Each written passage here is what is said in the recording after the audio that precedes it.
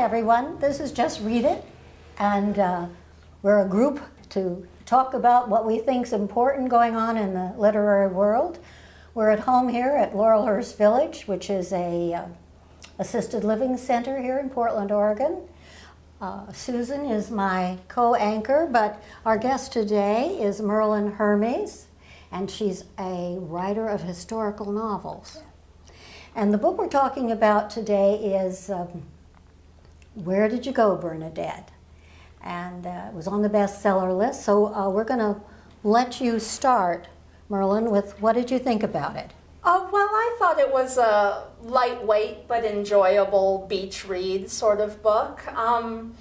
I found the character of Bernadette interesting, if not always likable, and I liked her relationship with her daughter, but with the relationship of the precocious teenage girl and the mentally ill creative mother, it sort of reminded me a little bit of Mila Goldberg's Bee Season. And I liked the description of the house falling down around them. That was a little bit I Capture the Castle.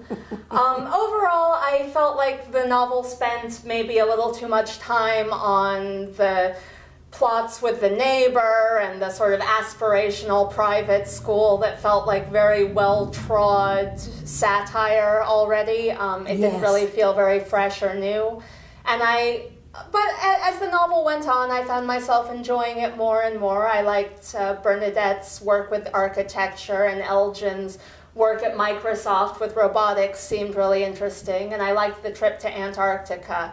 But overall, I felt like it was an enjoyable enough read, but nothing I would recommend everyone should go out and read immediately. Okay, all right.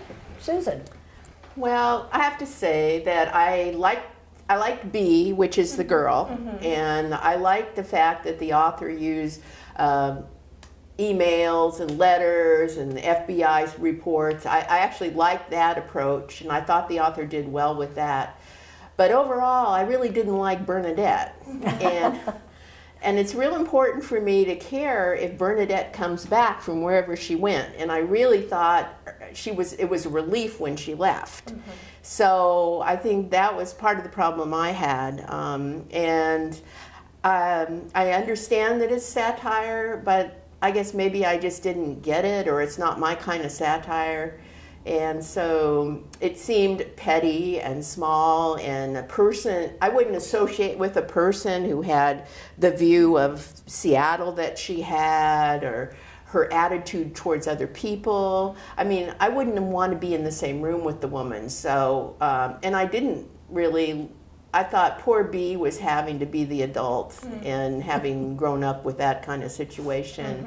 It just didn't resonate with me at all in a good way. So I have to say I didn't really care where Bernadette went or if she came back.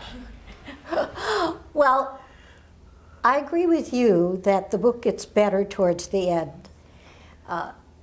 It has that email. It's satire, but it's, you say, it's the most common, ordinary satire. And it sort of pulls its punches when it goes out of its way to explain that the true one-percenters in the story, who are Elgin and Bernadette, are creative geniuses and totally deserve their success and lifestyle, which involves pretty much throwing money at all their problems. Well, and the real problem is the middle-class strivers who are always suing them. It really was not as sharp of a social satire as it really could have been given the subject matter. Well, this might be something Microsoft people might have enjoyed, because, I mean, here's Bernadette in the initial book, and she is sending out to India to get takeout from the local grocery store. In other words, everything is so techy that you use everything for the internet. I didn't agree with you, Susan, as I always think the half of the book is emails. So there's no real plot. You couldn't get to know Bernadette because everything is emails. These short, there's no character development, there's no plot. You get these funny emails. It's only in the second or the latter part of the book when they stop the emails and Bernadette is disappeared, and the daughter, who's angry with her father for having forced her to run away by threatening to have her institutionalized, that the child's anger towards her father, but loving her father, it then becomes a novel. You know, she could have cut the book in half. And furthermore, and I hate people who give us plots with no reason. Bernadette has her enemies. One of the enemies, her arch enemy, suddenly comes to the house to save her from being institutionalized. There was no real reason exactly. for and especially since she's described as the sort of passive-aggressive person who never really becomes self-aware like that. It seemed unrealistic to me too, but I didn't really find anything about the neighbor and the secretary and the school's aspiration to become a Mercedes school interesting at all. If it was an in-house joke for Microsoft, it was just too maybe if you had children in that sort of school, it was a little sort of in-jokey, but precious. I didn't really relate to it. I think the other thing that I didn't believe or particularly like is, why did this trip transform Bernadette into a more likable person? There was really no explanation. She goes to Antarctica and she cooks for them, and all of a sudden she becomes a person that's a little more likable and likes people a little more. There was no reason for that to have happened. If anything, I would have thought she would have gone the other direction in an extreme situation like that. So it didn't make sense to me. When does an agoraphobic like Bernadette run off to Alaska? What brought that transformation? Well, I guess the whole point is that she's an artist who has been lacking creative inspiration, and that this has led to her depression and her agoraphobia. And that when she has a creative inspiration, she'll go to the ends of the earth, literally, for it. And I found that interesting, but I found it hard to reconcile the portrait we get of Bernadette as this crazy architect who makes everything, knits walls from scratch, with the sort of petty, casually racist, xenophobic, sort of looking down on everyone Bernadette that we get in her actual emails and her voice. That's the techie superiority.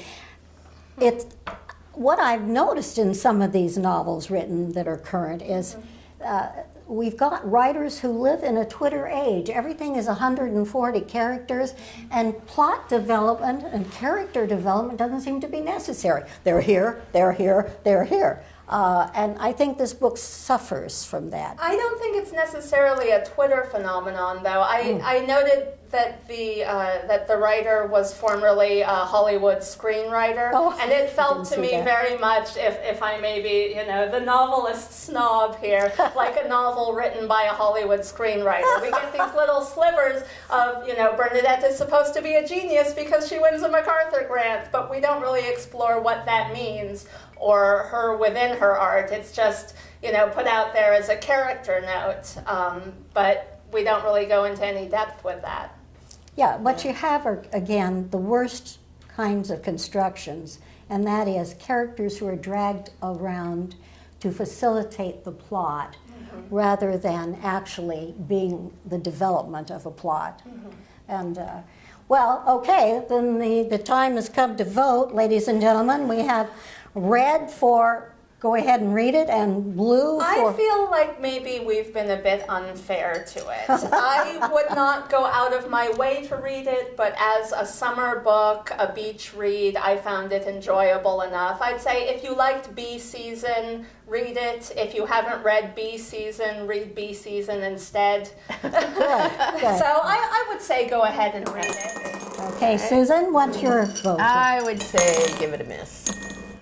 I'm going to have to go with Susan. I am an intellectual snob, I guess, but don't waste my time if you don't have something to say. Fair enough. Thank you very, very much for joining us today. Come back and we'll give you some more insights into American literature.